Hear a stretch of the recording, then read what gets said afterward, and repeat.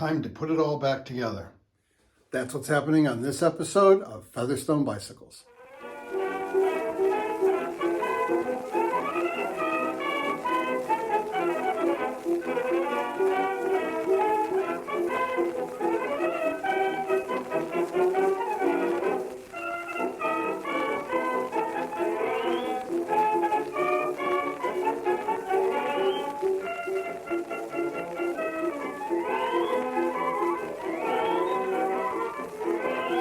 As I said in the previous episode about the back wheel, if you don't know how to start the process and continue around, I have a bonus episode, might be bonus episode number 1 or number 2, but look in the playlist under that bonus episodes and you'll see how to lace a bicycle wheel. So, but the first thing I'm going to do here is take this off so that it's a bit easier to get the spokes in.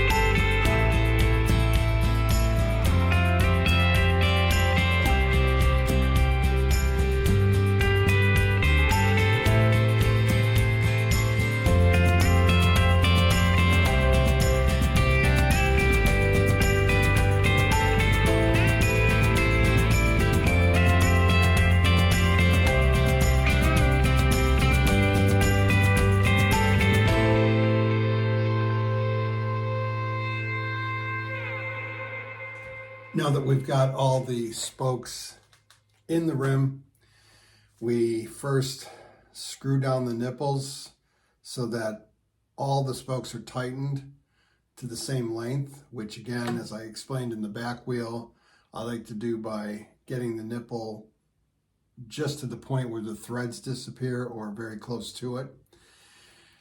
Then I go around with the spoke wrench, tighten them up, and then you use the truing stand to bring the pinchers in closer and closer to the rim.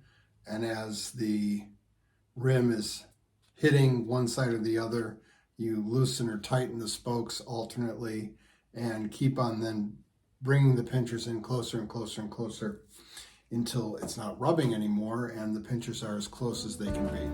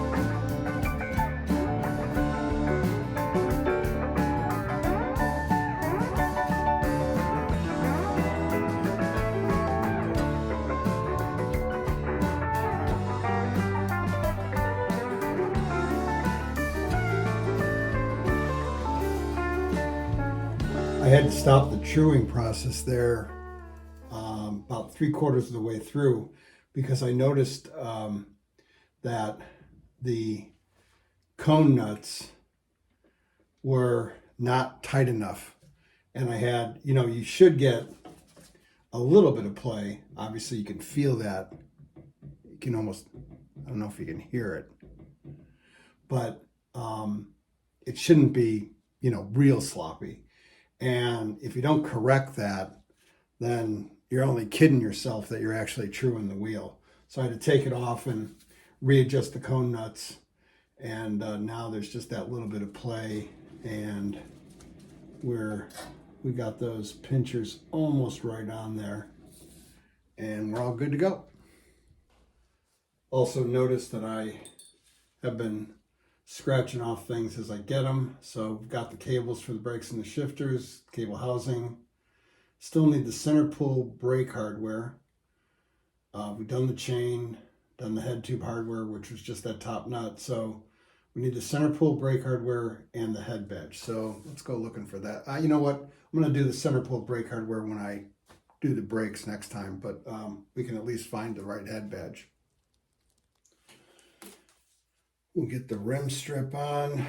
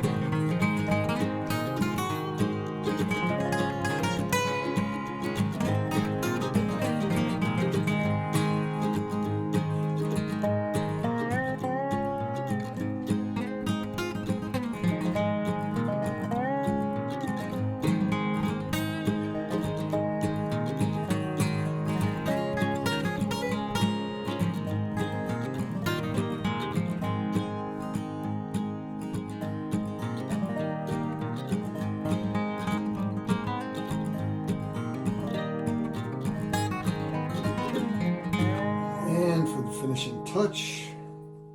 We'll get the quick release back on. Oh.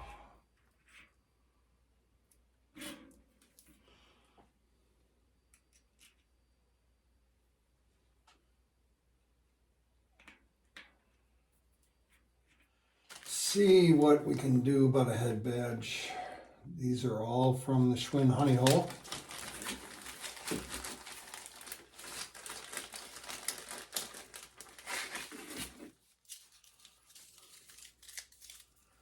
Pretty good one. Dull. That's a good one. Maybe. Maybe. No. No, no. No. I mean, these are all good. They just need a little bit of work. In some cases, a lot of work. I don't know if I ever mentioned in the Schwinn Honey Hole episode, there was a fire in that place. Gosh, I don't know. I want to say in the 90s, maybe the mid 90s. And it wasn't a fire as much as it was smoke. It was a ton of smoke damage all throughout the shops and everything. And it was also an auto parts store. And this is smoke damage. That's what that looks like. So I don't know if that's ever going to come off. But anyway, let's see. One more here. No. So I think we'll go with one of these four and see if we can clean it up a little bit. I think this one looks the best of the three. So I'm just putting some simple green on there. Got a plastic brush.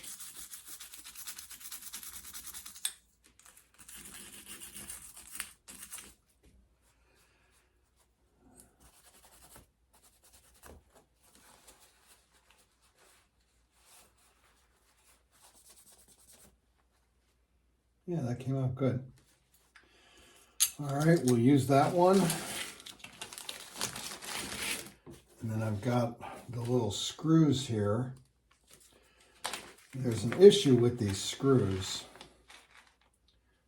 The shop, the Schwinn Honey Hole, had some new old stock screws, but they're a little bit, so here's an original one, and here's one from the Schwinn Honey Hole. I don't know if the camera will pick that up, but apparently the new old stock ones, the diameter, the thickness of the thread is bigger, and you can get it in that hole that's there pre-drilled where the head badge goes on the head tube, but it's a struggle.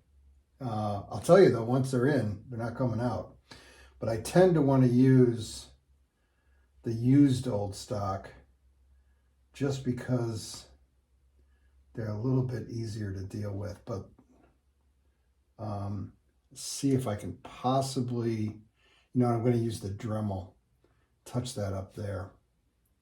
That one, the thread's kind of gone. That one too. This one looks good. Okay.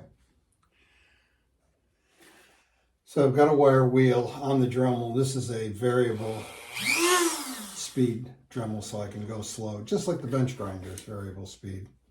So what I'm going to do is hold the threads with the pliers and cross my fingers.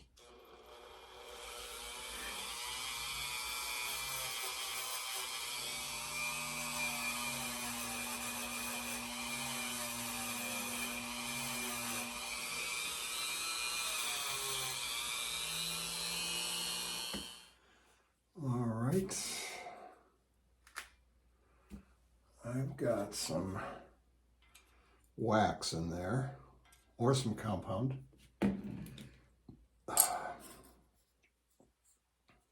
It's interesting, I don't know if you can tell, but even though the paint is, I went through that process of restoring it, it obviously doesn't come back to what it was. This bike may have been in the smoke damage in the fire, because where the head badge was, it's clearly, a much nicer paint. Anyway, let's see if we can get this on here without losing the screws.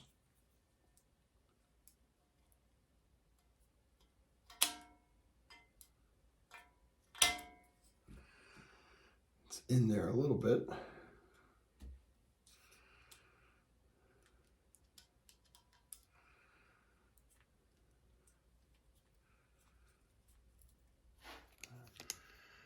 All right, we can scratch that off the list. That's going to do it for this episode. Thanks for sticking with me, and I hope to see you next time on Featherstone Bicycles.